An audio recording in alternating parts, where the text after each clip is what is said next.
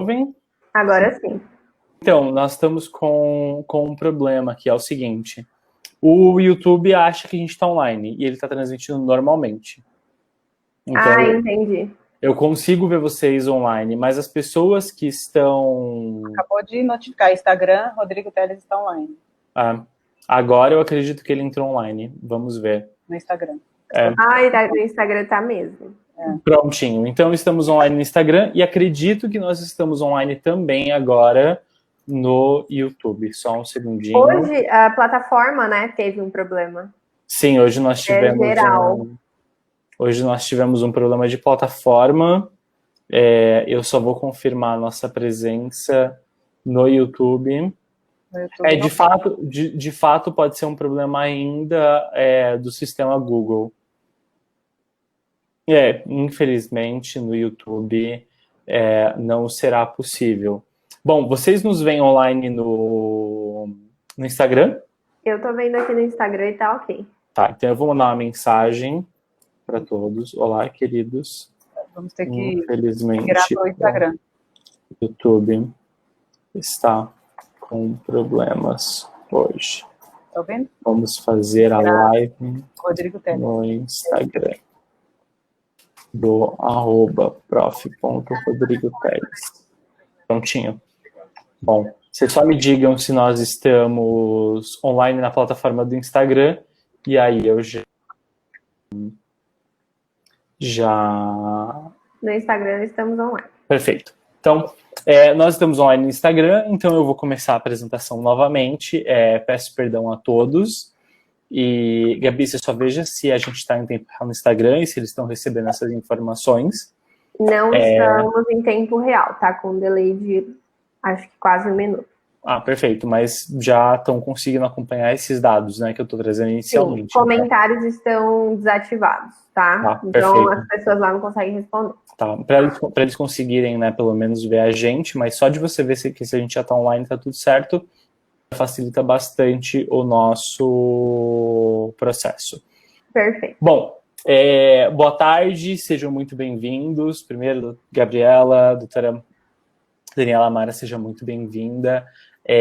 Bom, queridos, eu vou apresentar a proposta da Semana de Casos Práticos, que não é, né, a primeira e a única, nós teremos outras.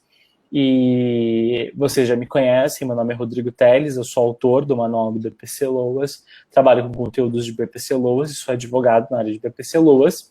E uma crença que nós temos em relação ao BPC Loas é a crença que muitas vezes você tem um professor que ele produz o conteúdo, né, e você tem os alunos que eles são consumidores do conteúdo, mas nós temos aqui uma crença que passa pela proposta do quê? Na verdade, os alunos que consomem o conteúdo são, nesse caso, protagonistas da mudança do conteúdo que eles consomem. E como protagonistas da mudança do conteúdo que eles consomem, um processo democrático de construção do conhecimento, para mim, como professor, é muito importante receber os meus alunos, que são alunos, né? Geralmente os professores recebem, por exemplo, né, alunos que se tornaram advogados ou outros colegas que são professores, e eu entendo que isso é válido, eu entendo que isso é viável, mas uma coisa que eu aprendi com o passar do tempo os meus alunos são pessoas que levam o BPC Loas adiante, assim como eu levo um BPC Loas adiante. Então, por mais que eu seja, né, um player que a gente chama na área do direito e também um player na área da educação, os meus alunos também são players, também são jogadores que estão em campo na área do direito, assim como são jogadores que estão em campo na área da educação, e fazem isso em nível nacional, ou seja, de forma escalada. Então, além, né, das questões daquelas semanas específicas de casos, né, que nós analisamos de informações específicas, que são as nossas lives sobre, por exemplo, né, doenças psiquiátricas, sobre deficiência mental e outros temas que nós ainda vamos abordar, né, que nós chamamos de BBC Week, nós estamos criando e lançando aqui pela primeira vez, mas que se repetirá, de casos práticos. E o que é uma semana de casos práticos? É uma semana em que nós abrimos espaço para um aluno. Esse aluno vem aqui, nesse caso nós abrimos espaço para 3 alunas nessa semana. Esses alunos vão vir aqui, eles vão contar as suas histórias, eles vão contar os casos, vão contar as informações deles, e ao contar as histórias, os casos e as informações deles, nós vamos resolver esse caso e dar a fundamentação jurídica aqui. Então, doutora Daniela Mara, seja muito bem-vinda, direto do Distrito Federal. É uma honra recebê-la, é uma alegria ver o livro aí atrás de você já, né, sendo mostrado.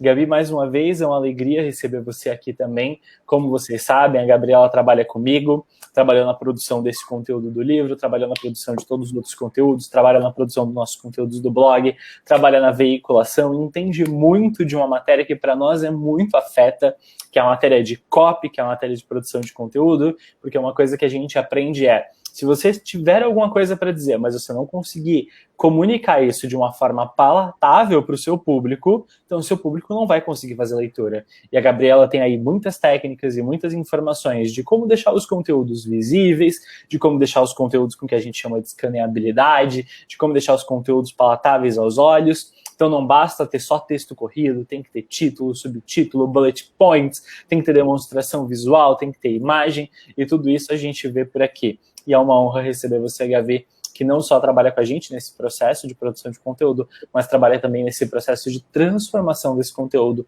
num conteúdo visualmente, né, palatável e de fácil consumo para os nossos players. Então, é uma honra gigantesca receber vocês. Daniela, eu vou parar de falar agora para poder abrir espaço para você. E nós queremos saber, Daniela, o que aconteceu com a pessoa com quem você está prestando serviço ou vai prestar serviço, e ao saber dessa história, nós queremos saber como nós podemos ajudar você e como nós podemos ajudar essa pessoa e como essa experiência pode fazer diferença na vida dos nossos alunos. Muito obrigado, seja muito bem-vinda.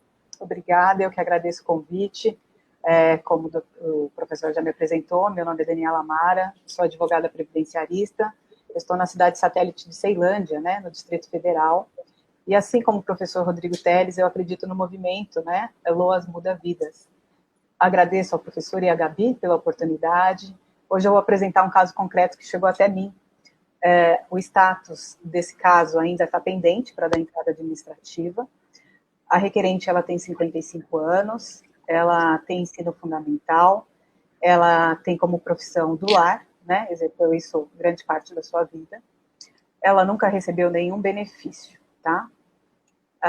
Ela tem de condição de saúde algumas doenças, como insuficiência renal, gordura no fígado, labirintite, e recentemente ela teve um AVC, e segue desde então tomando anticoagulantes. Ela também é diabética, tem colesterol alto e hipertensão, né?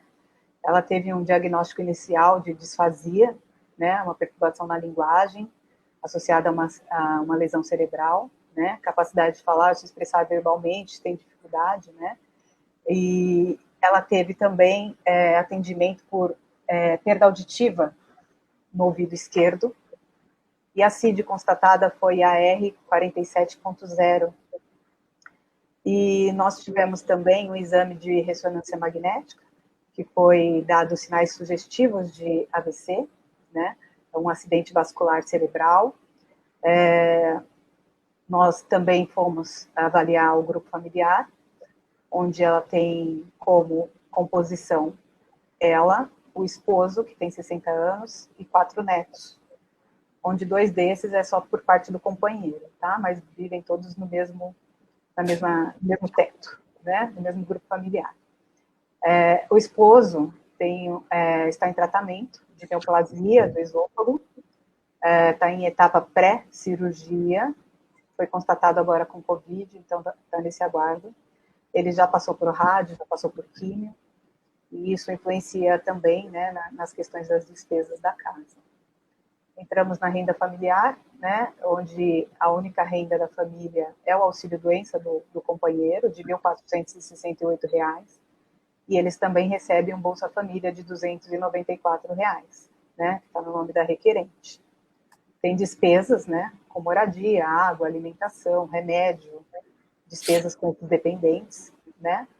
Tem acesso a serviços básicos de saúde com dificuldade, porque ela mora no entorno de Brasília, em uma cidade que não tem tanto acesso aos hospitais que ficam no plano piloto, né, muitas vezes para ter um tratamento mais direcionado. Ela usa medicamentos de uso contínuo, ela tem muitas dores de cabeça, nas pernas, nas costas. Sobre as atividades diárias, ela encontra alguma barreira que vale destacar, algumas, né, na verdade, Desde então, ela não faz nada na rua sozinha, só acompanhada, né? Ela tem dificuldade de fala, então ela tem muita vergonha, né, de conversar, e automaticamente com essa questão do não ouvir, influenciou na fala também, pensamentos confusos, né, troca as palavras e tal. Em casa, ela não dá conta de fazer mais atividades diárias, o que ela fazia anteriormente. Consegue fazer higiene pessoal, né, mas ela não realiza mais nenhuma atividade doméstica, né.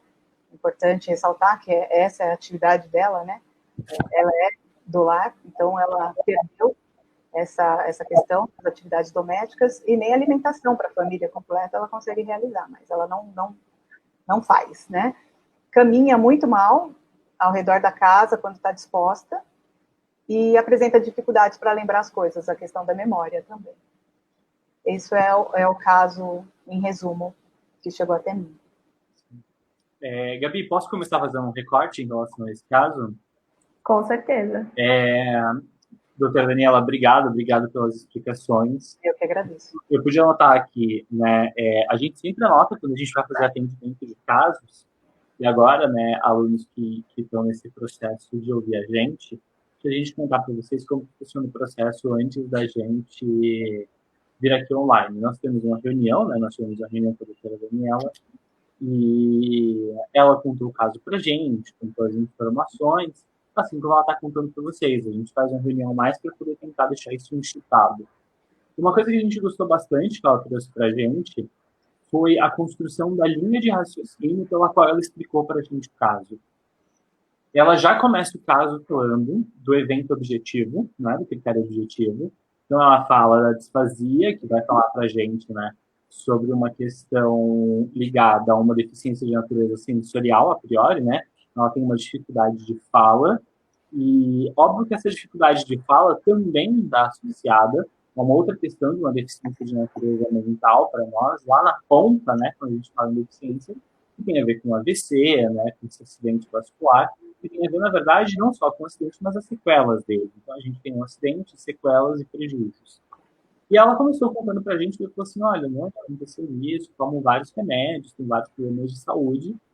E aí ela fez esse recorte, né, das barreiras e das dificuldades que essa pessoa enfrenta.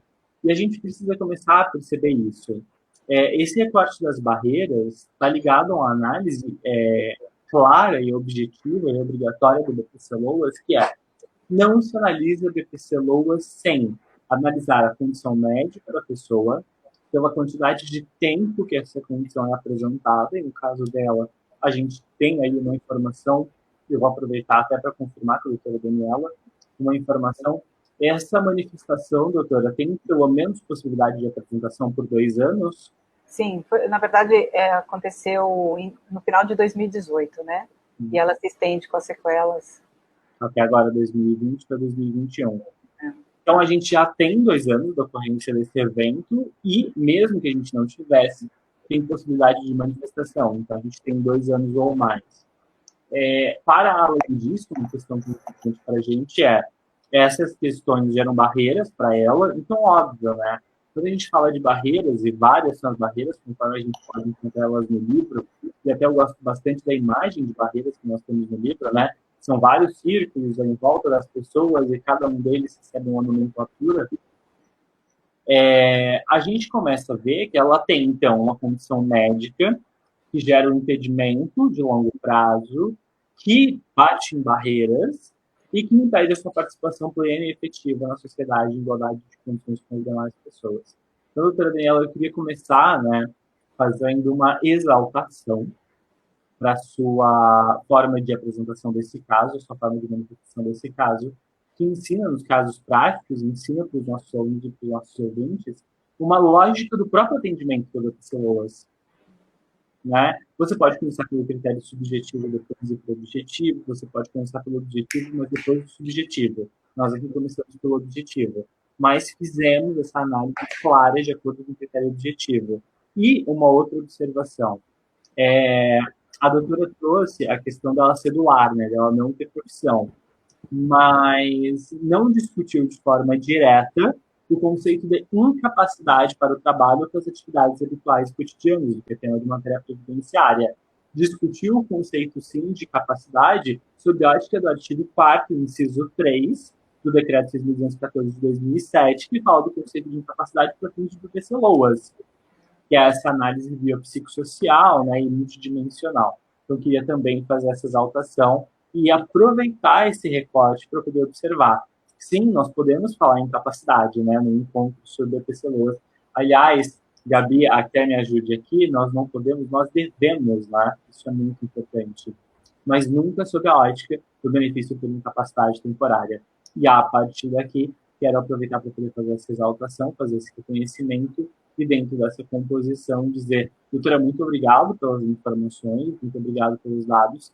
Eu acho que a gente pode, porque é o nosso primeiro encontro, inclusive, né? Se nós fizermos isso em outro, será muito razoável também, dizer que se a gente quer fazer BPC-LOAS, né? Se não sou eu só, se não é a Gabriela só, né? Os autores, os produtores, né? Os players que estão jogando aí em campo, se todos nós somos, a doutora também nós temos critérios para poder fazer isso. E um dos critérios é uma lógica no processo de atendimento. E aí queria agradecer muito essa informação.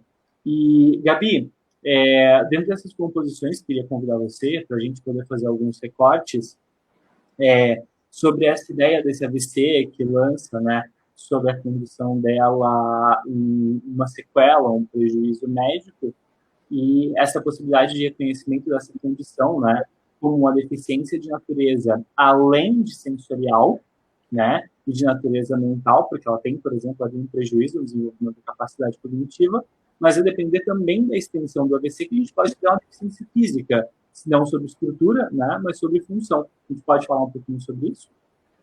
Sim, com certeza. Primeiramente, boa tarde a todo mundo, né? Primeira vez que eu estou falando aqui na live, então boa tarde a todos. Rodrigo, eu queria pedir que em algum momento da live, né, depois, pode ser mais tarde, liberasse os comentários, que a gente, mais uma vez, vai ter essa interação com o pessoal. A ideia, justamente, é trazer um caso prático para ajudar, né, o caso não só da doutora Daniela, mas de vocês aí, do escritório de vocês. E o caso em questão trata-se, né, da caracterização da deficiência. E só para a gente retomar o quadro de saúde da cliente, da doutora Daniela, ela tem insuficiência renal, gorduras no fígado, o AVC, ela teve o AVC e em decorrência do AVC ela ficou com uma labirintite. Além disso, ela é diabética, né, tem colesterol alto e hipertensão.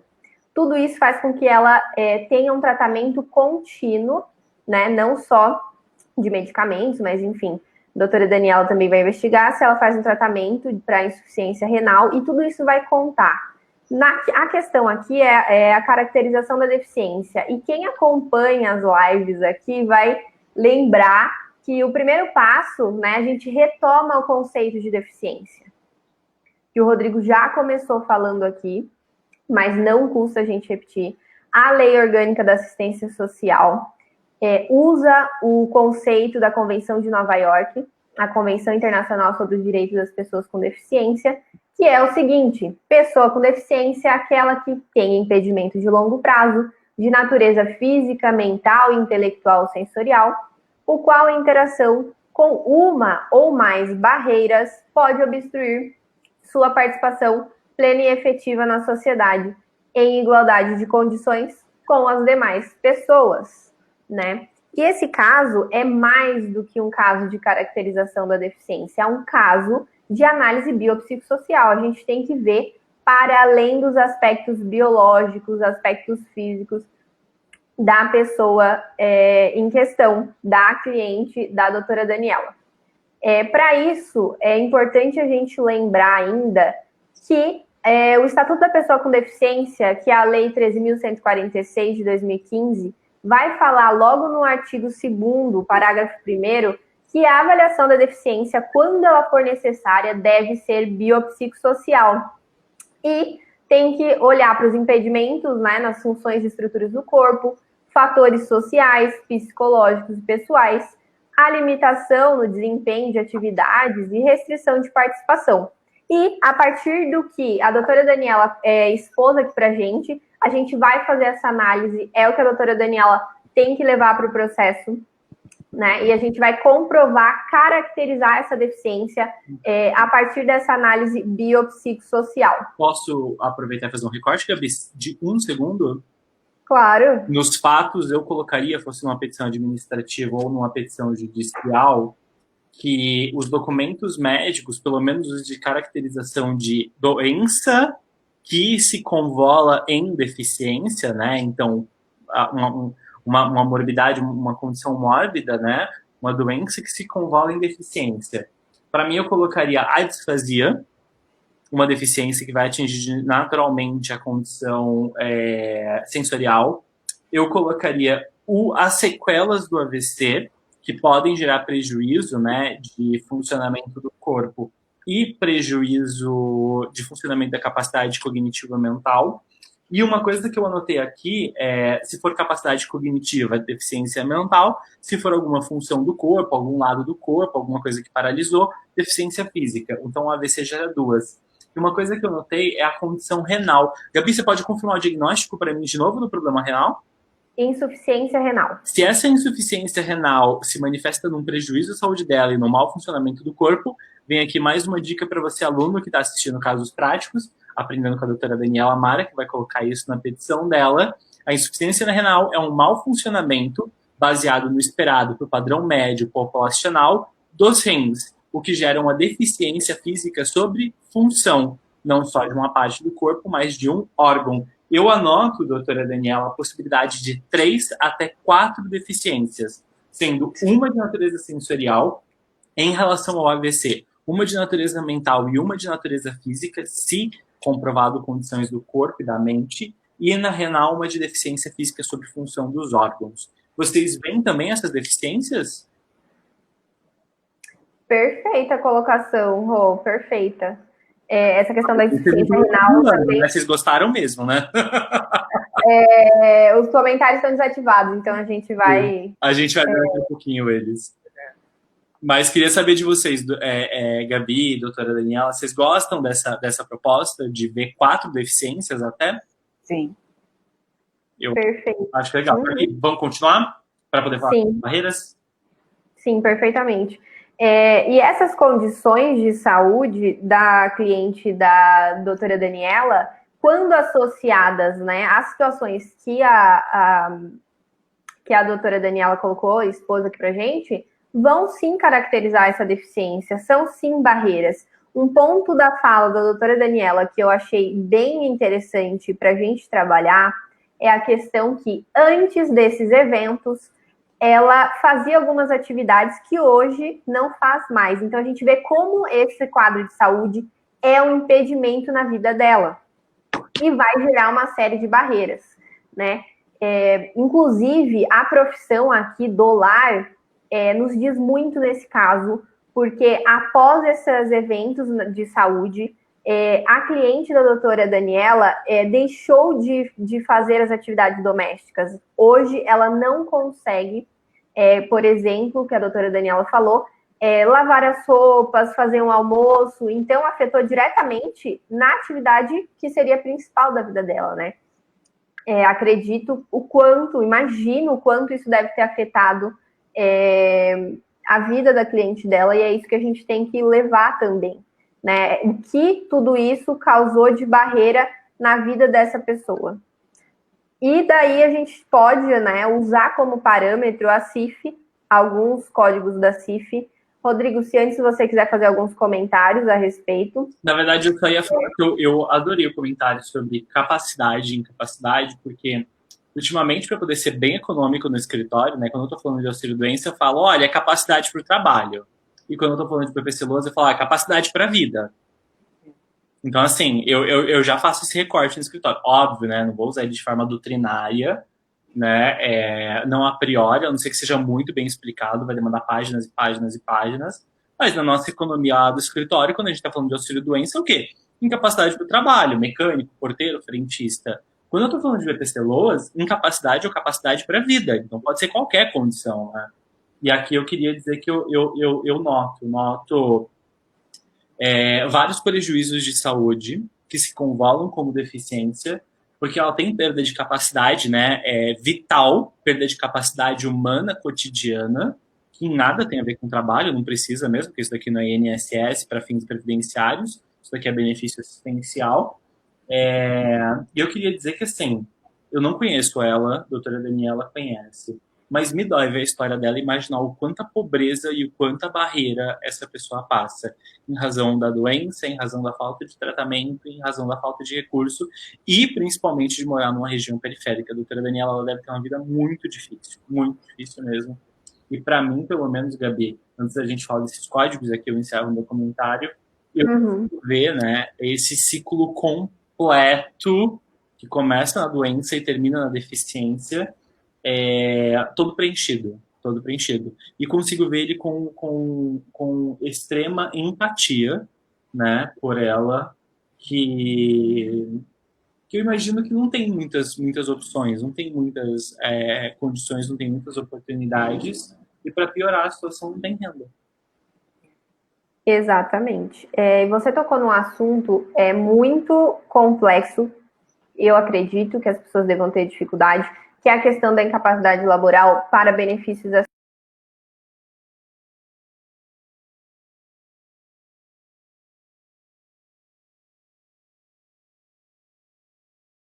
não é incapacidade laboral. Então, a gente não pode ver lá a decisão sendo, o benefício sendo indeferido por não haver incapacidade para o trabalho. Esse não é o requisito. O requisito é a deficiência. Porém, na análise biopsicossocial, que deve ser a análise da pessoa com deficiência, inclui a capacidade laboral. Então, a gente não fala do requisito incapacidade laboral, mas é um dos pontos que a gente também não pode deixar de observar na questão da pessoa com deficiência, principalmente nesse caso em questão, em que o quadro de saúde afetou diretamente a profissão dela, que é do lar.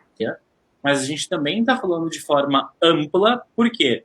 Porque para que essa pessoa tenha renda e não acesse o BPC Loas, ela precisa ter inserção no mercado de trabalho. E essa análise biopsicossocial também nos lembra o seguinte, que é ponto do seu processo, vai ser ponto do processo da doutora Daniela, vai ser ponto da análise da perícia de construção de quesito pericial, a análise biopsicossocial, inclusive para fins de exercício de atividade remunerada, não porque ela exercia uma, não tem nada a ver com isso, volto a dizer, isso aqui não é uma doença, né? Tem um benefício por incapacidade temporária. Mas a análise se essa pessoa tem sim ou não capacidade para exercer algum tipo de atividade que lhe retire da condição de miserabilidade porque lhe garanta algum tipo de renda. E não tem. Para além disso, gostaria de lembrar para vocês a boa e velha taxa de desalentados, que ultrapassa 4 milhões de pessoas no Brasil, que mesmo que tenham capacidade para o trabalho, que tenham diplomas e que tenham possibilidade de trabalho, sequer encontram um emprego nas suas regiões. O número de pessoas, né, em condição de miserabilidade passa da casa de 3 milhões de pessoas. E, nesse caso, nós temos um número de pessoas idosas que passa da casa de 20% das pessoas, ultrapassando aí mais de 40 milhões de pessoas. Então, quando a gente olha para tudo isso, eu acho que só tem duas opções. Ou você vê isso de forma ampla e coloca isso na construção do seu benefício e traz como ponto. Isso a doutora Daniela vai fazer do seu processo, um processo amplamente bem instruído, né? Que isso é uma coisa que a gente vem trazendo, né, para o BPC Loas, e aqui como players, né, que trabalham com o BPC Loas, a gente vem elevando a régua do BPC Loas em nível nacional, assim, muda a forma como você trabalha com o BPC Loas. Ou a gente faz o que o judiciário faz com muita excelência, perícias que custam um valor ínfimo, que são feitas em pouquíssimos minutos, mesmo dentro do judiciário. Eu não vou nem falar do INSS, porque aquilo ali, enfim, é uma situação apartada, né? Só Jesus naquela causa, ou qualquer outra entidade que a gente reconheça que tem algum tipo de poder para poder exercer sobre a sociedade, mas assim, bem poderosa mesmo, né? Porque o INSS precisa, né? E dentro dessa composição, gostaria de trazer para vocês a seguinte questão. É uma análise muito desumanizada. É totalmente desumanizada. Porque se a gente for analisar a situação dessa pessoa de forma humanizada, como nós estamos fazendo aqui, concedem-se os benefícios.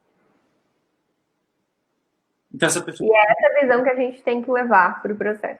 Principalmente para os nossos quesitos, para as nossas perícias. E, naturalmente, como essa visão ela nasce, né, como um ânimos, como uma vontade de analisar e proteger as pessoas no BPC LOAS, nos lembra de uma condição que é de extrema importância também. Que condição que é essa? A condição de que, se você faz um quesito pensando nisso, nessa lógica, ao invés de consumir um quesito pré-pronto que você encontrou na internet, quando este quesito não for respondido, você vai combater essa perícia para ter a resposta desse quesito, porque ela é obrigatória nos termos do artigo 16 do Decreto 6.214 de 2007, porque você sabe que ela é importante para poder fazer a concessão do benefício. Então, sim, a gente está elevando a régua em níveis estratosféricos do BPC LOAS, da análise de BPC LOAS, para formar mesmo advogados e para nos formarmos como advogados. Né? Eu cresço todos os dias como profissional que efetivamente enfrentam as condições que nossos clientes enfrentam, se não na pele, nesse caso, né? Mas em empatia e proteção jurídica. Perfeito. E daí a gente volta no comentário que você fez no início da live, que a doutora Daniela já no atendimento teve essa visão ampla, biopsicossocial, para vários fatores, né, da vida desse cliente. E com isso, esse olhar, né, biopsicossocial que a gente fala tem que incluir não só a condição de saúde, mas as funções do corpo, estruturas do corpo, as atividades de participação, fatores ambientais e fatores pessoais. Tudo isso em conjunto é a análise que a CIF, né, que a gente fala aqui sempre, traz para nós. E dentro dos fatores pessoais, eu acho que a gente deve começar por eles. A gente tem alguns pontos que influenciam muito. A doutora Daniela citou a baixa escolaridade. Só para complementar, Rodrigo, seu comentário em relação aos fatores pessoais, a gente tem que reforçar isso. Baixa escolaridade, né? É também um ponto que a gente não falou, mas a requerente tem 55 anos, né? É uma idade aí já considerável, tanto para voltar, né, para o mercado de trabalho, no ponto aí que a gente estava falando. Ela é do lar e perdeu completamente, após essa questão de saúde, a capacidade de exercer essas atividades domésticas. E imagino o quanto, né, isso não afetou até psicologicamente a requerente, porque era o dia a dia dela, era a vida dela, enfim, inclusive para cuidar dos netos, né? Ela mora com 4 netos, e o quanto isso não afetou, eu acho que essa visão também tem que ser levada. Além disso, reforçar o que o Rodrigo falou, a gente está falando de toda essa situação e, além de tudo isso, estamos falando de uma pessoa que mora numa zona periférica, como a doutora Daniela citou também, né, tem uma dificuldade para acessar os serviços de saúde, e tudo isso aí, ponto a ponto, é visto como uma barreira para a vida dessa pessoa. Né? Sim. E uma observação também, que é o seguinte, né? Ela já não tem renda, já não tem recursos, né? Ou tem pouquíssima renda. Porque uma coisa que a gente não pode ter é aquela crença de para receber o BPC LOAS você não pode ter renda. Não, você pode ter renda, mas a sua renda não te tira de situação de miserabilidade. Não tem fundo o suficiente para poder, né, cobrir, às vezes, o transporte até o serviço público de saúde, né?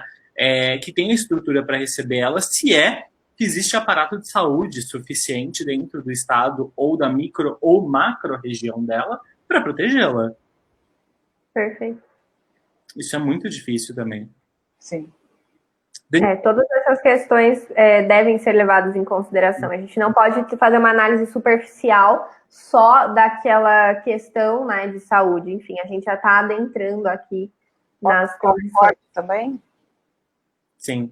E uma coisa que eu quero aproveitar e trazer uma questão aqui, e aí eu vou pedir até para que a gente siga se debruçando sobre a deficiência, já que o tema de miserabilidade vai ser objeto, né, dos próximos 2 dias, né, de forma mais gritante.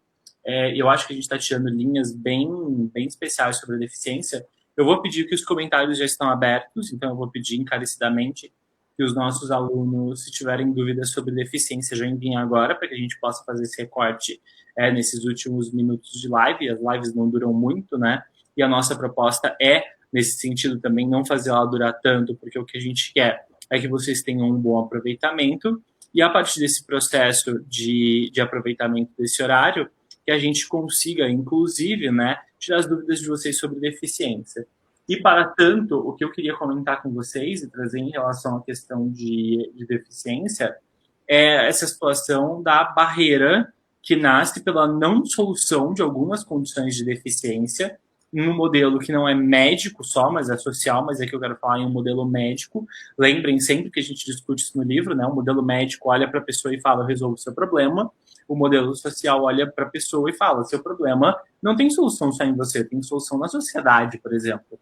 Eu preciso educar a sociedade a não ser preconceituosa e eu preciso adaptar os prédios para poder terem rampas. Né? Esse modelo é um modelo social.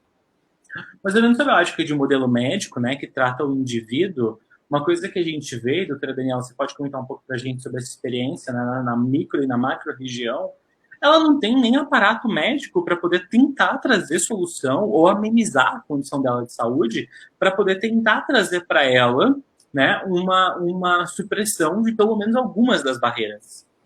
Pois é, eu estava falando até com a Gabi sobre isso, a dificuldade que nós temos até para documentação, né? Porque como ela não tem acesso, automaticamente ela não fica em constante consultas, a gente não tem um laudo médico tão forte, né, representando todas essas doenças, e é algo que a gente vai ter que trabalhar, né, prontuário médico, né, essa situação toda, porque ela mora distante, né, tem essa dificuldade, né, de consultas, veio também, né, o momento pandêmico que nós estamos, então o marido dela nessa situação, que também está com câncer no esôfago, e que tem que acompanhá-la em tudo, né, então olha só a situação, além dela, ainda temos o marido, né, numa situação aí de barreira, tanto de saúde quanto de vida, né. Sim. E a gente começa a perceber que se a gente vê que pessoas com deficiência têm gastos e têm custos, né, até 30% maiores do que uma pessoa que não tem deficiência, a gente ainda nota que a situação deles é uma situação de extrema vulnerabilidade psicológica. E gente, eu vou compartilhar com vocês o seguinte. Olha, eu acho que se eu tô de pé, pela misericórdia de Deus, é porque eu tenho terapeuta. Assim, eu já falo, as pessoas perguntam, vamos estar sempre assim. Terapia, gente, pelo amor de Deus. Essas pessoas não têm renda, não têm recursos, não têm condições, não têm estrutura, elas não têm atendimento, né, psicológico, elas não têm atendimento, né, socioassistencial, elas estão doentes, elas têm sequelas, elas têm barreiras. E eu sempre tento, né, quando eu atendo os meus clientes, analiso eles, inclusive, faço a impugnação das perícias, mas principalmente quando eu faço a sustentação oral. Eu sempre tento trazer para a ótica da sustentação oral o sentimento do indivíduo que é, né, transportado para a sala de julgamento pela voz do seu protetor, que é o seu advogado. Então eu sempre tento falar assim, gente, não é só a pessoa, né, e os documentos médicos dela. Eu sei que eu tenho poucos documentos médicos, mas uma coisa que a perícia pode fazer com muito sossego, ela pode suprimir essa condição através do efetivo enfrentamento. Óbvio que se eu não tiver um documento médico falando de uma condição médica e a perícia não falar dessa condição, vai ficar muito difícil discutir, né? Então eu preciso ter pelo menos um. Mas se eu tenho um documento médico falando do AVC e eu tenho uma perícia que não fala do AVC, eu já posso impugnar essa perícia. Então, assim, esse arcabouço de documentação, né, ele não precisa ser gigantesco, mas ele precisa existir. Essa é a primeira parte. O que já é uma dupla lesão, né? Porque você não tem estrutura estatal para poder fazer essa documentação médica. Mas suplantada essa dupla lesão, pelo menos com um documento médico e com o enfrentamento dessa condição, mesmo que haja, né, o indeferimento do benefício, quando você de fato bebe da fonte do BBC-LOAS e você foge, né? Eu não vou nem falar do preconceito estrutural do judiciário, mas eu vou falar do despreparo estrutural do judiciário, porque, honestamente, depois de muito fazer BPC-LOAS, eu entendi que a justiça não está preparada para mexer com BPC-LOAS. Assim, o judiciário não sabe o que está fazendo, salvo por alguns poucos operadores são poucas vozes no deserto, eles não estão preparados para poder analisar a relação biopsicossocial, o conceito correto de incapacidade. As perícias seguem usando critérios errados de avaliação de deficiência. Mas eu acho que quando a gente se torna a voz do direito, né, do direito pelo direito, quando a gente se torna a voz da aplicação do direito e a gente se torna a voz da aplicação do conceito correto de deficiência, mas principalmente da situação da pessoa e em sede de sua sustentação oral, eu acho isso perfeito. Eu já acho muito difícil que a situação dessa pessoa seja ignorada, salvo se houver um interesse coletivo em fingir que o que está acontecendo não está acontecendo. Mas você precisaria de pelo menos aí 3 juízes, 3 magistrados, mais um Ministério Público federal, de fato fechando os olhos, fingindo que essas pessoas não enfrentam essas situações. Porque, por exemplo, sem a perícia, a gente já tem os documentos, mesmo que poucos, suficientes para poder comprovar essa condição e fazer essa análise.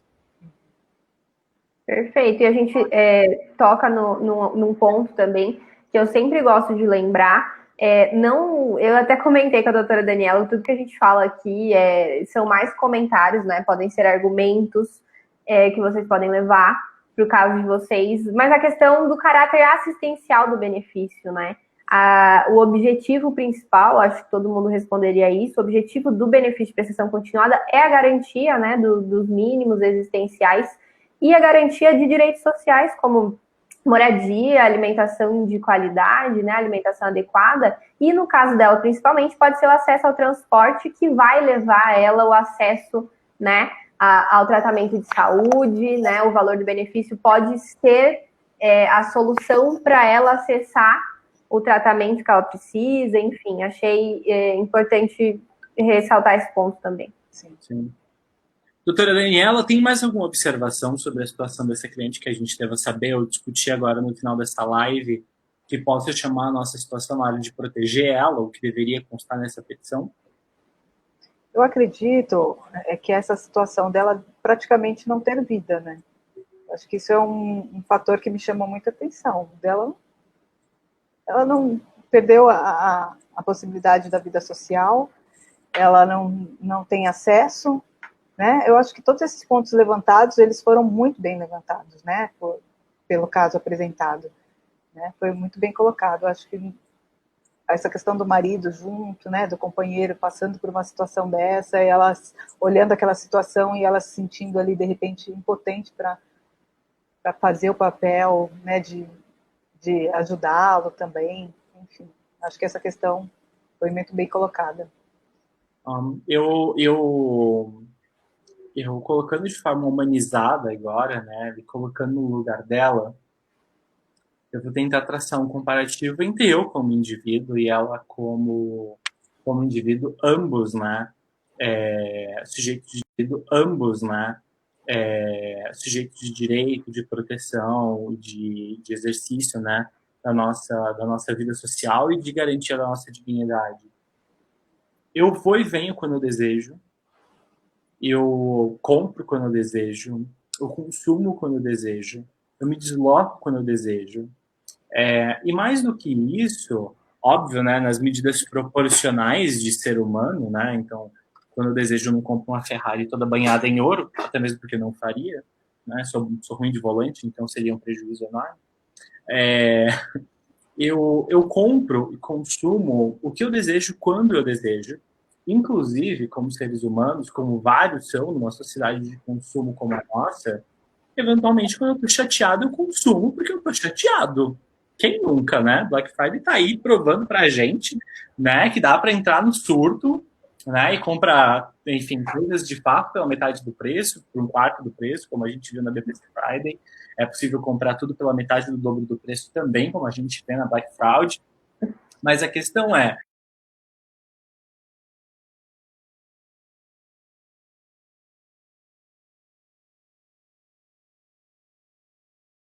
para poder fazer o quê? Para poder comprar soluções. Porque tem duas coisas que você pode fazer numa sociedade como a nossa. Você pode construir soluções ou você pode comprar soluções. E eu nem vejo por parte dela a possibilidade de construir as soluções que ela quer para a vida dela. Então, ela está existindo nesse caso, e eu não sei se com muita dignidade, mas ela também não está comprando. comprando atendimento médico, comprando prestação de serviço, comprando acompanhamento de qualidade, comprando fisioterapia. Gente, como seria a vida dela se ela tivesse, por exemplo, uma família multimilionária? Como seria a vida dela se a família dela fosse uma família de classe média? Como seria a vida dela se ela trabalhasse, tivesse se aposentado por invalidez e ainda tivesse garantido, por exemplo, um plano de saúde? Se ela morasse, por exemplo, na Asa Sul? Então, a gente precisa começar a compreender que isso, vejam, né, não é vitimismo. Isso não por exemplo, né, um coitadismo. Isso é uma análise biopsicossocial.